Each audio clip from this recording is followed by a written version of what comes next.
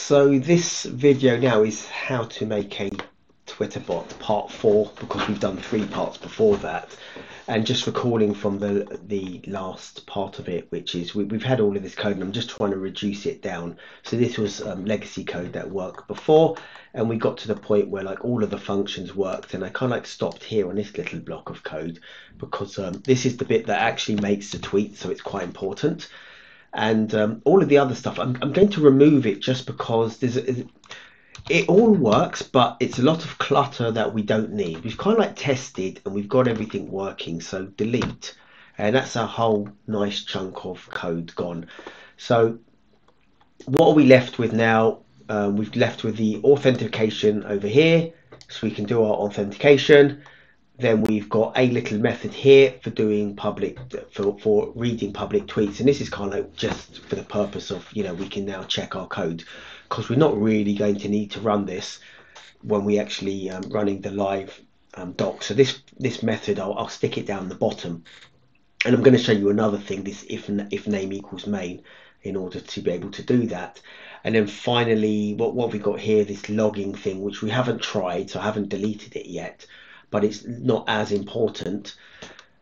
But we have everything running, and we're already signed in for our authentication. But you know, just to show ourselves, you know, there we've done it again, and we've got this done thing here, which means we think we're authenticated. So we're going to then move down to this little bit here, which is make a tweet. And making a tweet means that we should be able to print something to our timeline. And at the moment, I've got this import up over here at the top, but we're going to need to move that to the top of the code as well.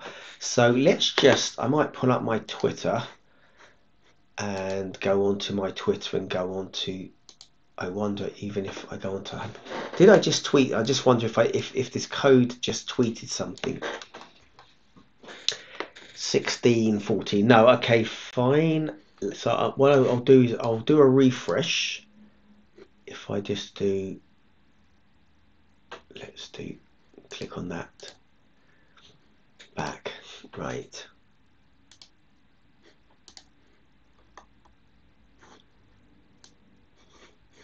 Yeah, okay, I think that might be right. The last time that this code run was about 4:15 UK time, and it's 5 o'clock. So actually, something else is going to run in the background over here. But still, when we do this tweet, I can't keep it on 2 screens unless I shrink this screen. So let's just. But what we'll see is something pop up here, hopefully, when we run this tweet. But I've actually got to do make a tweet. So now what's going to happen is, so we've got this function to make a tweet. And at the moment, it's just all we're doing is taking in a date time, basically. So, and we can see what the date, we'll see what the date time is, because we're going to print this thing. So it's going to be printed out here, either to here or to the console, wherever we print it. So either to the Python interactive, or into the terminal over here. And then we're just going to literally print Python test. This is an F string, Python test, and it's going to print a date and a timeout. That's what's going to happen. And then again, we're going to message to ourselves that it's done. So let's go ahead and make a tweet. So make a tweet, and we should be able to just run this code. And I've done it, and it says this thing here, 2203. That's what we're actually. We've printed out n, so it's gone over there. Let's just get our little doodling things up. So we've done a print n over here, and n was just from this thing, so that's gone down here, and that's just gone over to here. And if I hit the I'll keep this, you know, we'll keep this up for the moment. But if I just drag across now, I wonder if I need to hit the refresh button or reload or something. So let's do that. And Control R maybe, or maybe see the tweets, possibly. So I don't want to see all of this other stuff because that's just junk. But yeah, there we go. So we can see over, if I move it to, I'll zoom it and change its size and everything. So we can see over here that we had 20, 23, 03, 30. So it's the 30th of March 2023, and that's the time there. And this one exactly matches, which is, yeah, it's gone into our Twitter. So, you know, there we go. It's sort of like made its way into our timeline. So we've successfully implemented a tweet over here. That number is identical. So that's our thing.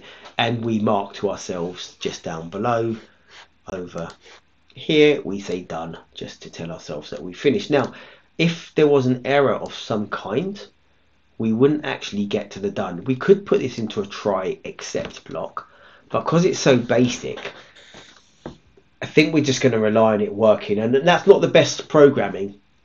There's probably like better things to do, or like an if statement or something like that, or make sure you get a reply back, like a response or something from the tweet. I don't even know if it gives a response back necessarily. We could actually, I could try, because we could just set x equal to all of this and then print x out. So if it does give a response back, then, you know, you could possibly use the response. I'll have a go at that. Again, I'm just doing all of this live. I'm literally doing all of this in real time. So if I fail miserably, kind of like in real time. I'm not going to go back and edit this. You're going to get the absolute failure. So I'll just do something like x equals API. And then we can even do print x just before there. Like, so print x. Let's just see this update status, because if I hover over it, it returns back something actually, and it says any. So it's got some documentation. The text, so the status is the text of your status. So the first argument was status, and then there's some keyword arguments. And I'm just looking for exclude, reply, user IDs, attendance. So these are all things presumably that you can use as keyword arguments. Returns tweetpie model.status. I don't know what that is, but it's actually got a link here. So it's got the statuses update, so I can click on that. Do you want code to open external website? I'll hit OK. And that's quite nice. We'll have a little look through this. Control++. That's the status.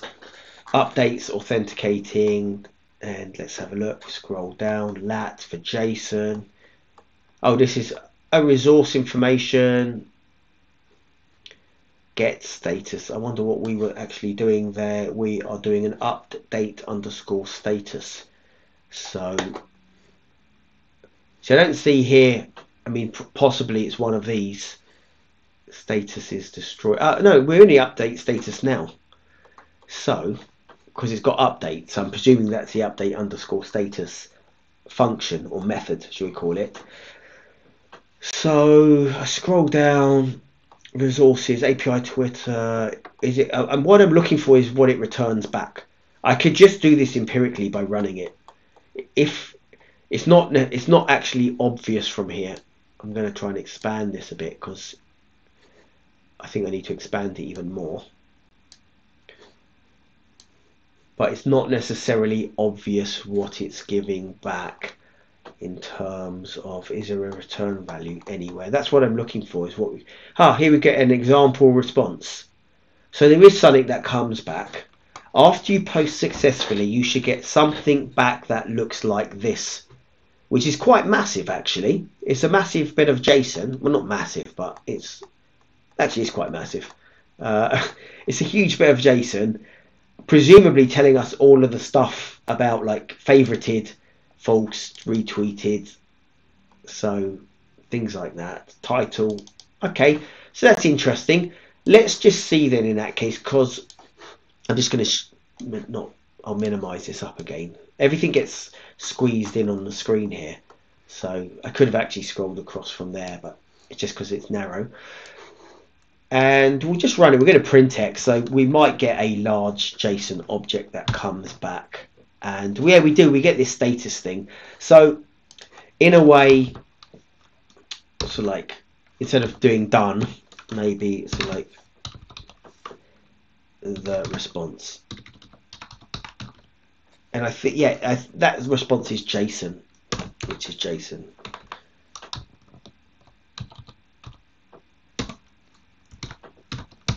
So that's a JSON response that we get back. And I guess because I ran it a second time, actually, if I pull up Twitter, where I've lost my Twitter, I'll find it again. There it is. Right. So if I do a rerun, I guess, on here, so I'll just click on this again. Can I click on it? Yeah. I wonder if we get a second one. Control R, maybe. We have to do a reload, maybe, and then click on it and see what's being tweeted. Because I was expecting a second one of these to come out. So, or maybe it has done actually between the time I've spoken and yeah, it has done. So that was the first one over here, and I've had another bit of code that I'm running is run in the background and printed this up here, but the next bit is here, so it's run again. So it's run successfully, and we've got some kind of message back, and presumably we could look at that message, so we could extract this JSON, I guess, and get back something, I guess, but I'm not sure what we want to get back. Reply count, retweet. Let's go right to the top. Maybe the useful. Oops, scroll too far, too fast. Maybe like a created at. I wonder if I can extract that, because this is a dictionary. I wonder if I can. I probably have to convert it to a JSON, and then get the convert it to a dictionary from a JSON. Oh, I wonder what because it comes back as that. So I just wonder if this status, I think we did this before, the type of the status, didn't we? Or type of X, type. Well, in fact, X will be a variable now. So we can go into our Jupyter variables and go over here, but I don't see X in here, which is a bit annoying. That's disappointing. So, and I wonder if I type in X here in that case. Oops. Let's type in X. No, it didn't. Okay, fine. So X hasn't made its way into there. I'm actually going to call this result, right? Or API. I don't know what it is. It's a result return. I'll keep it as a X is kind of like a used for generically for everything, so I'll keep it as an X. But we're going to get this JSON response, and let's just get. I'm just hoping then in that case that we can get X. Well, actually, we're not seeing X. X is not defined, but it will be defined. X is not defined. Interesting. So I'm going to run it again. The JSON response. I'll put a little code on there so we know where that ends. And then we get this thing, and then I'm going to attempt to do X. No, it won't even do that. So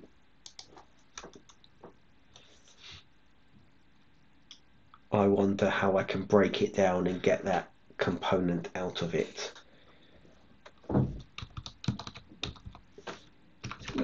I'm interested to see, but I guess this will be of type class tweepy.tweepy. Whatever it is over there. So that's what's coming back. I expect that somewhere in here, that in that case, I have to get like maybe X dot something is what it will be, possibly. X dot, no, because there's no methods on there either.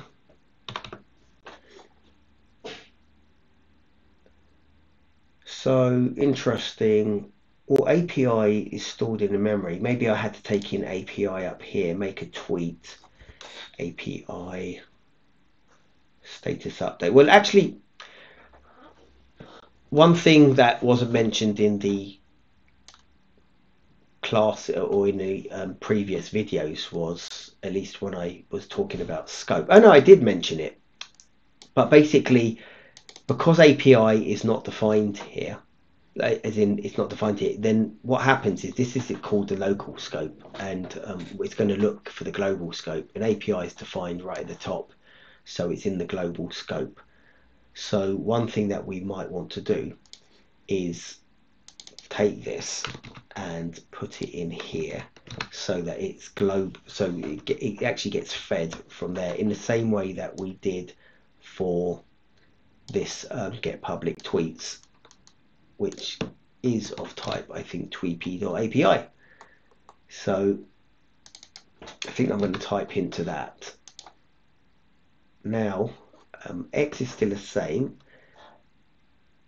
so this is an object, and we'll pass this one. Now when we run this, we need to pass in API, which is the authenticated API. So we run it and we still get make a tweet, but I wanted to do X dot and then see if we could get something out of it, but I can't, because X is that whole object. Print X O. So I'll try this. No, it doesn't do it. I'll have to have a little sift around of the documents and try and figure out how I want to get this response, because basically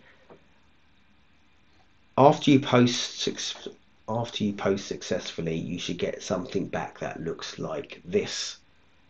And I was hoping that the result would basically be this object, but it's not. It's not this object, but it's actually, if we scroll up, is this object here, this whole thing here.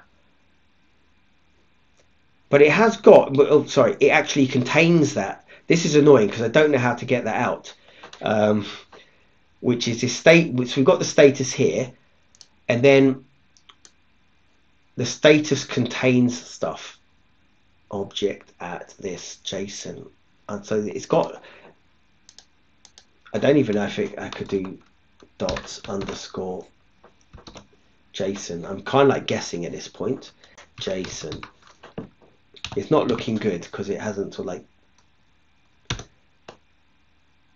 Ah, Sonix run. Great, fantastic. Oh yes, there we go.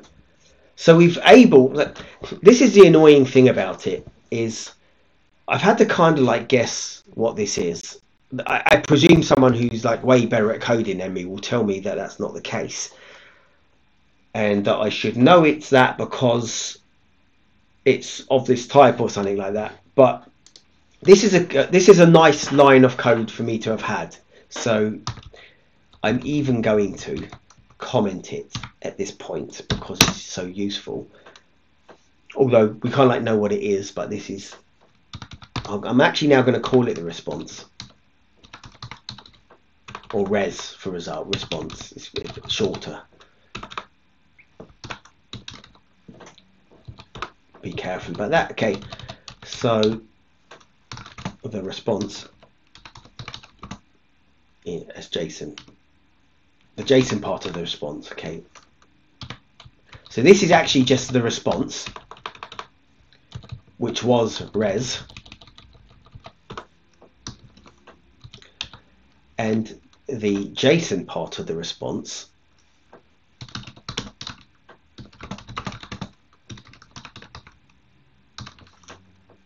is actually res underscore JSON.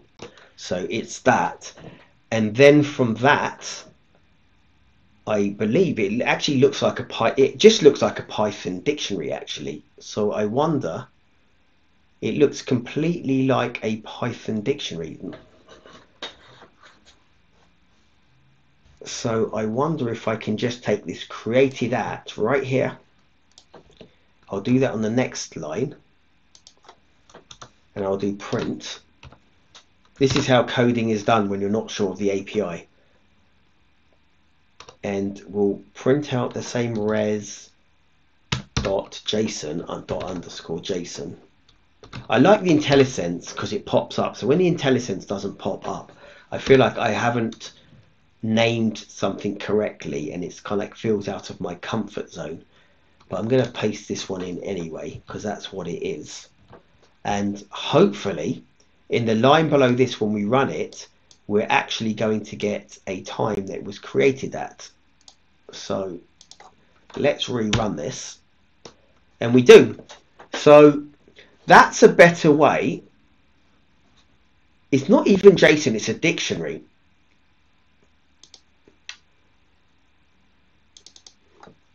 The dict.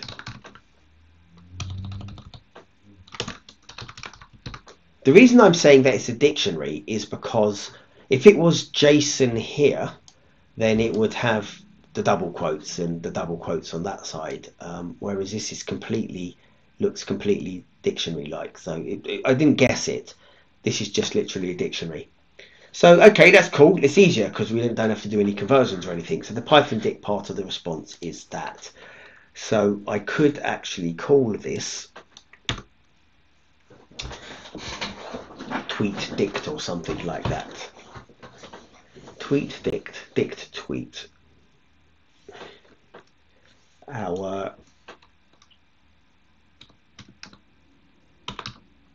result dictionary. There we go. Is equal to, copy that and paste that up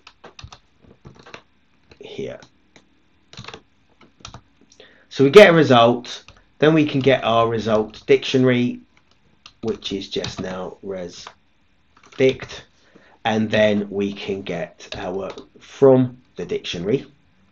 We can get, because it's a bit cleaner than having this res.json, and actually I can look into it later and figure out what this underscore JSON actually, or like, you know, I'm just uncomfortable that the IntelliSense hasn't picked it up. I don't like it when IntelliSense doesn't pick it up, because it means I haven't like looked it up fully or properly. But this is what it is, and we'll even comment this one out, / there. So that's commented out, and we've got where the time it was created. So I'll put, just because this whole thing here is humongous, like it's that big humongous dictionary. So also this is actually the dictionary part of it, so it's not too bad, but it's still big-ish. Yeah, it's long enough to not want like to sort of like need to filter it down. So, and I think that the dict is actually all of this that's come back, or at least converted into a dictionary. Unless there's an underscore dict part of it. Let me just do a Control F underscore.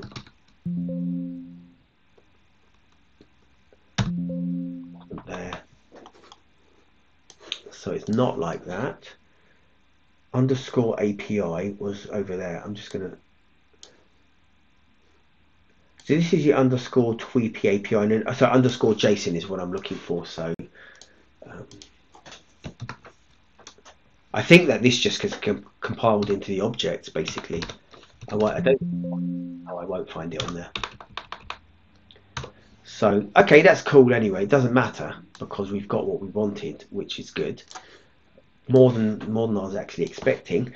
So we've got the result dict that comes back, and we can print that. So let's just put over here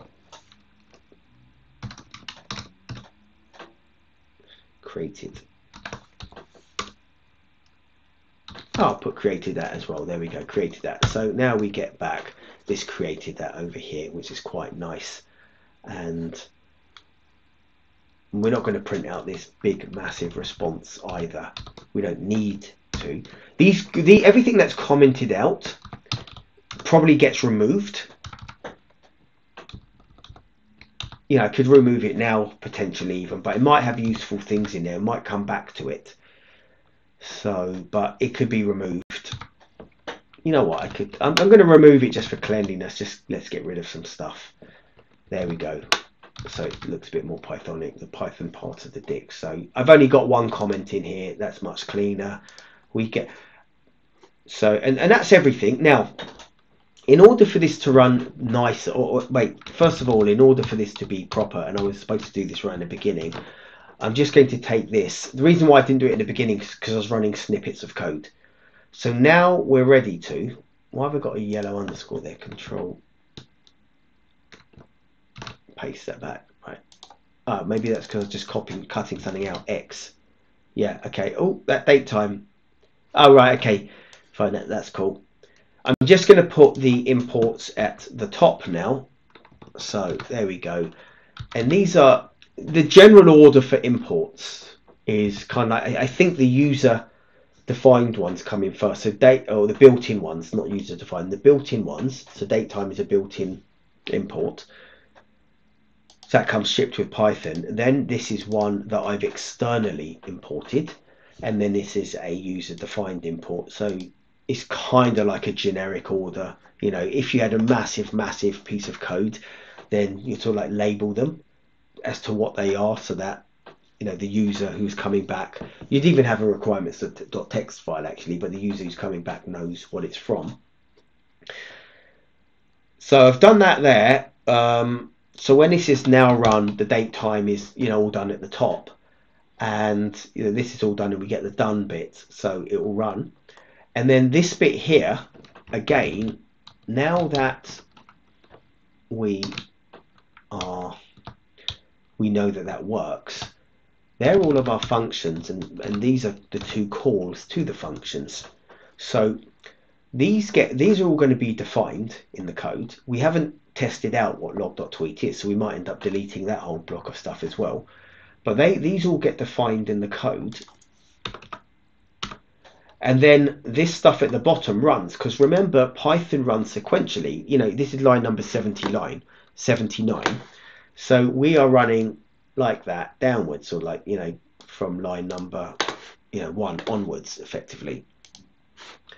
So we're kind of like, there we go, we're running downwards all the way from the top, and Python's reading it sequentially. And if this method wasn't created beforehand, then when we came to call it, so if we called this before it was defined, it wouldn't work. So these things need to be at the bottom at this point in time.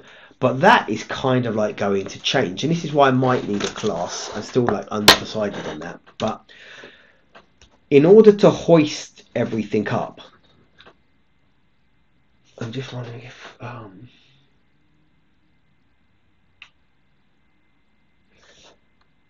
we can create a main function. We will do, right? So you'll see this pop up. Like, you've probably seen this a lot when I've typed in the if statement, but this one down below, which is if name equals, if double underscore name equals double equal, so is logically equal to, so if double underscore name double underscore is logically equal to double underscore main double underscore in quotes, then run main, right? So and these double underscores are, people call them dunder for double underscores. So if dunder name is double equals to, is logically equal to dunder main, then run this main thing. But what is this main? Basically, in Python, the module that we're running, so if I execute from this module is named main by default. Now, if we were calling this module from another module, this module wouldn't be the main module. The other module would be. So this is a very helpful thing for effectively hoisting. Right, hoisting doesn't exist in Python. It exists in Node.js. But this hoists. Now, we haven't got a main, so we have to define a main function, which is fine. That's easy enough. We'll define our main function right at the top, but we won't do anything. But this is kind of like a really nice way of hoisting, and I do it all the time. So def function, there we go, but we're going to call it main, right? So now this piece of code, this main block of code, is only going to run, and this is called a guard, I think, something like the Python guard or something like that. I'll actually stick it into ChatGPT just to get the proper wording of it. So I've got a ChatGPT open. I'd probably have to hit a refresh because ChatGPT is always nice and slow. What is this pattern in Python called? Something like this, and then I will do, I think it's shift return, and paste that in there into ChatGPT. This pattern in Python is script. I'm looking for some word there, the right word, if you want to test debugging statements. Does it have a name?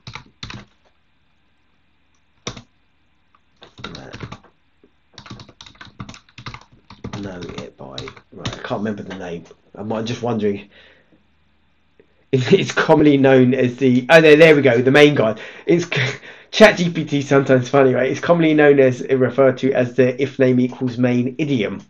That would have come from, oh, what's his name? Raymond Heitinger, probably, who always uses that kind of phrase, but it's actually the main guard. So I'm going to, it means that this piece of code will only, this main method will only run. So I'm going to call it here the main guard. This block of code, or this function, will only run, this if name equals main will only run if we run it from this particular file and not from another file. So we're not importing this and calling it. Now, we have imported something and called it, so creds._cr, which is where all of like my private credentials are for Twitter. Now, if creds.cr did have a main in it, it doesn't, but if it did, that wouldn't get executed. So if it was behind the guard. So that's what that guard is for. So, and it's a great explanation, actually, given I'm explaining it off the fly. I'll pat myself on the back for that one. So def main, this is a function. So it's not a function anymore. This is the main module function. This is the entry point of the code. Entry point of code. Right? It's not going to take any arguments, although we could make it take arguments. I might make it take arguments, because the reason why is because this is global, and if we pass this into main, then they all pass into the methods. So we will do that. This main will take, because we can always rename main if we do put it into a class, I guess.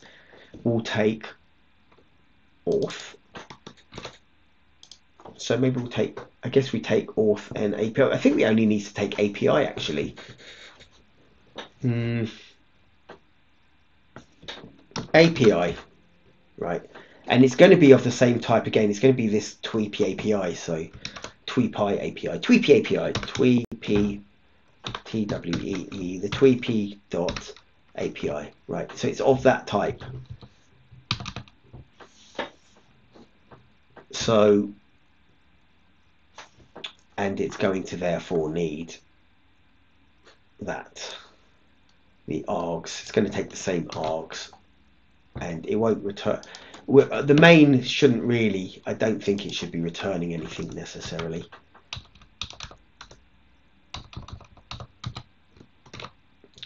The reality is I probably should be putting this into a class, but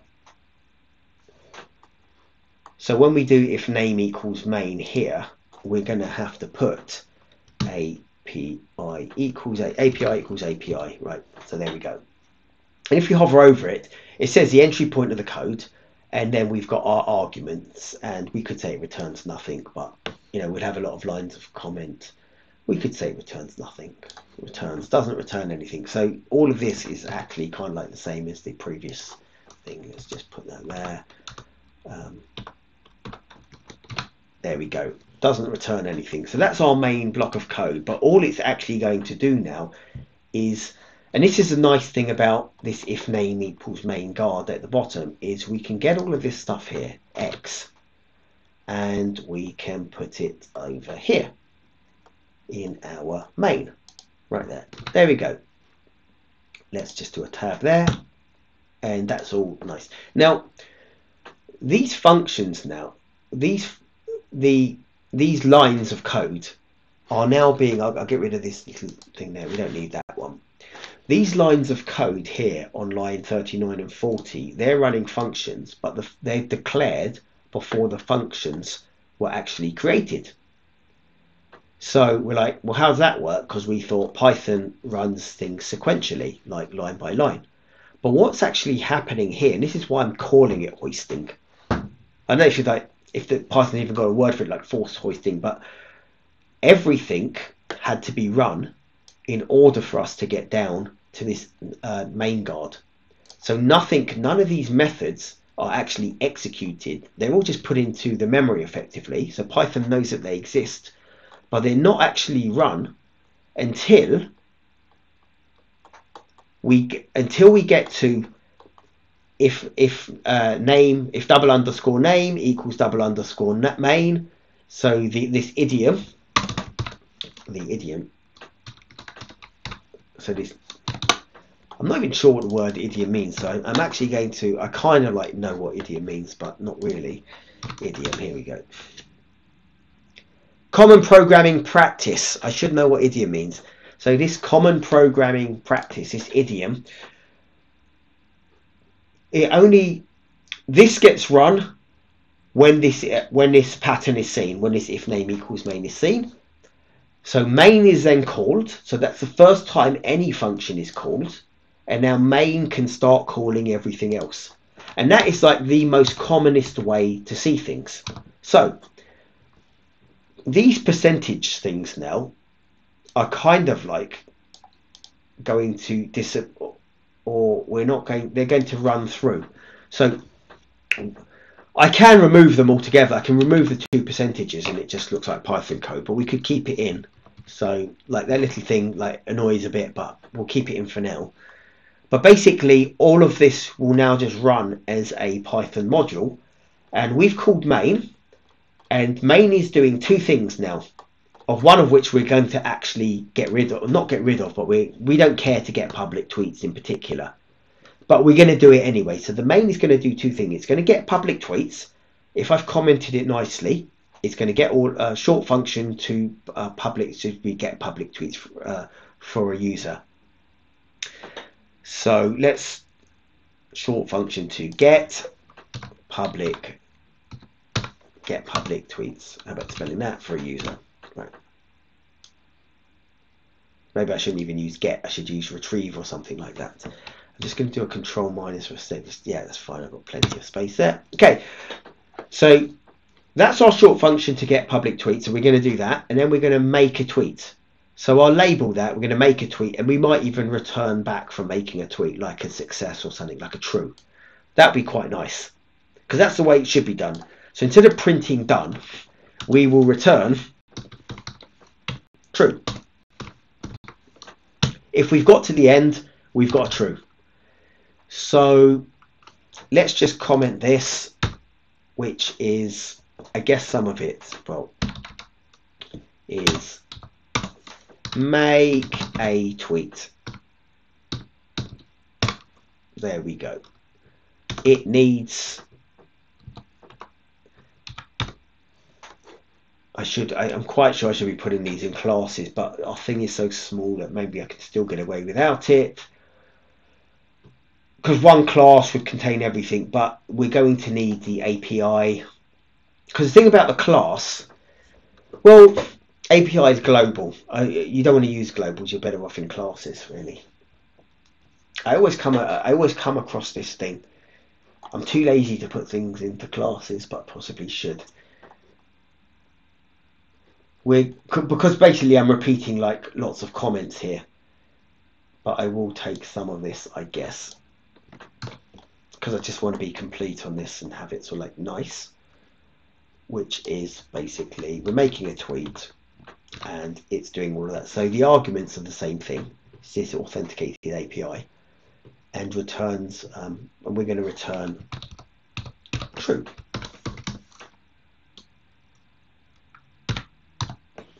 That's basically it. Returns true means we got to the end without an error. There we go. That's what it means. We got to the end without an error.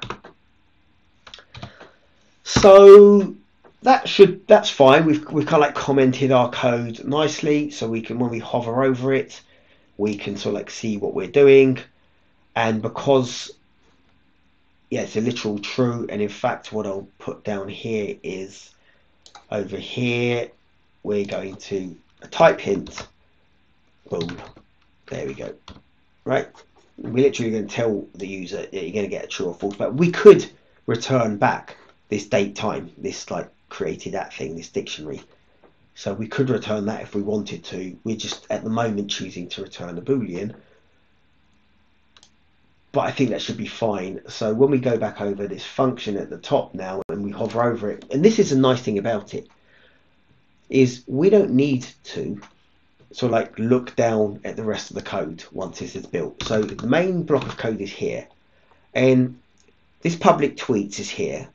This one here, this log tweets, it's for logging. I haven't used it, and it's kind of like sitting there, but it's sort of like legacy. It's down at the bottom now, like, and we don't need like, so we don't have to worry about it. And if there's one thing I really missed in Python compared to going from Node.js, and I'm probably going to say this loads of times, like on different videos, it's the hoisting, right? And actually C++ is even worse because you have to sort of like declare things at the top, so you're declaring them left, right, and center. You sort of want your functions to be automatically hoisted, and they're not. They require this name equals main guard, basically, or you need to be able to call things from another function in order to create your hoisting. So, you know, that's because basically the thing about it is we do it all the time. And I want to make a function, and it's like, it's secondary to the running of the code, as in the get public tweets and the make a tweet. Well, it will be useful, but I kind of like want it somewhere else on the side. So I want it in another file. But sometimes I might not want it in another file because I don't necessarily want to do, you know, I had to do this one here because I didn't have to, but this was one easy way of getting credentials into a file without exposing them. So I did that. You know, I could have put it into the system variables, whatever it is, but I've done it this way, so it's reading a file. But you don't want to have to necessarily do imports of files. Sometimes you just want to dump your code down at the bottom somewhere, so like it does some good stuff. This is going to be essential. The making a tweet, it's going to be essential, but we don't need to see it for the purpose of running of the code. And we're going to do other things as well on top of this, because we're going to have to, I might use the Yahoo Finance. I don't know what yet, but I've basically, now that we know that we can make a tweet, we can move on to the next section. So in the next section, we'll be obtaining the data. So that's the thing now. Here is where the code runs. I don't necessarily even want anything here per se, so I could make it global. I could do that, but that's like, you'd be like, other people would say that's poor practice, so I won't. But this is the main bit of code, and this is where we want to command all our stuff from. Now, anyway, I'm going to go to the terminal part of it, because this will sort of like be the final bit maybe, but I can hit F5 and everything will run, and these two methods are going to run. So run, or the body of the code, main body. Right, that's the entry point. This is the main body of code. We've only got two pieces of code here, and they're from the lines down below. But if we do not control return this time, but if we do F5 to run everything, which I'm not sure why it's not showing up here actually. Why is that? Probably because I've zoomed in so much that the whole menu bar at the top's disappeared. But if I was to go run here and like the start debugging, you could do control F5, but if I hit F5, it will run. In fact, I can run it from here, I guess, F5, just to show you, like, rather than the mouse press. So it's all run. There's our tweet. There's all of our other stuff that we were getting. This is all of the stuff that we were getting from the get public tweets, which was, and that was just printing somewhere. So this is a short function to get public tweets for a user. And this is our make a tweet. So everything's there. And we can even check now that it's all there, because we've got this created at down the bottom. And I could run this. I could run this entire piece of code in the interactive Python over on the left, on the right hand side over in here. I could run it all in here, or I can run it down below. So that's really nice. Now the way that when we run it as a script is we run it as in it's run in the terminal. So I will literally call a file. I'd literally call a file. It would be Python and then the name of the file, so the new 64, so the underscore new, and so forth. That's what we would be doing. And I would literally be doing that in a command prompt. So I'd be doing something like cmd over there, command prompt.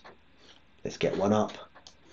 So like I'd navigate to wherever it is, and I'll type in the Python and then the name of the file and run it from here, and it would run as a script, and is a way of automating running of scripts. All of those things I need to add on into the videos in some way, but you know, we're just doing this at this point in time. So we've got the main body of the code running, but we do know something, that this is actually equal to, we could call it, I use R quite often for results, right? And it's just kind of like, that's gonna, we can print out R, print R, right? Oops, something like, take that and code completed, code success, there we go, and then we get this, which is going to be a boolean, because we know that here returns a boolean, and R should be type info. And this is a good thing about commenting or typing, not type inference, type hinting properly, is that if you do it, I know that R variable R boolean, so everything's effectively there, and I know that this is going to be a boolean, so it's going to be, say, true. So and like Python's like understood it all completely fine. So, and I was going to pull up Twitter again, I guess, and go over to here and just see if that was the one, because that was run at 1649. Let's have a, I don't know if I have to do a refresh or not on it. Created that on the 30th of March. Why doesn't it say the year? So annoying. Oh yeah, it does. Okay. It's US date time things. So they do day of the week, month, and then date, and then hours, minutes, seconds, millisecond, microseconds, and then year. That's the way that it's done. But I was looking for the 1649 one again. Did I run that 1649 and then? Bit of an interesting one. Created that. Must be that 1749 one. That must have been the one. I think we're GMT, the time zone. We got the 1 hour time zone shift. So this is actually the one, and not this created that one, which looks like it's an hour out. So that's the one there. And I presume that if I've got it here, that's 1715. So they didn't coincide. This is the nice thing about it. I'm going to just remove this, control / so comment it out, and then hit F5 again to run it. And there we go. Now we've got 1753, and I probably have to hit refresh on this. Twitter doesn't like updates. At least this thing doesn't. So that you sort of have to go and sift and look for it. So there we go. It is there because 1715. Where is it? But that's 53 over there. Let me hit refresh. Control R.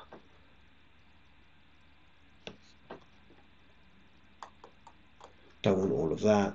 Just want to get to the main thing and see the tweets that I've made. Oh, there we go. Okay, so they're having it. This Twitter just does not update itself kind of like in real time or whatever, like scroll. You want it to scroll down like all these other platforms do, and Twitter's quite annoying like that actually. So here it is, 53 seconds ago I ran it, so you can sort of like see it there. So everything's running. So, and we get the success code. You know, I need to look into this time zone thing. If we were time sensitive, kind of like if I cared about timing things, like say if I was trading and looking at the time, like in the timestamp, and it was important, that would be problematic for me. All I care about really is this code success true and the fact that I am getting a date and time back. So I don't care what the date and time necessarily is, but that we're getting something back from it. So we could run this one if we wanted to, but I don't think we do. We just want to be able to make a tweet. So, and we can see that we've tweeted successfully. So that, I think, is going to be it. And the next section will be on trying to get data in so that we can tweet our averages and stuff back. So I'm gonna leave it here. And I think the video is going to now change because I'm going to have to find an API. I guess I'm going to try and do it in Yahoo Finance. So it's going to be Twitterbot using, Yahoo Finance or some other data provider that provides enough data to suffice the request of the original asker of the question. So that's it, and I'll see you in the next video.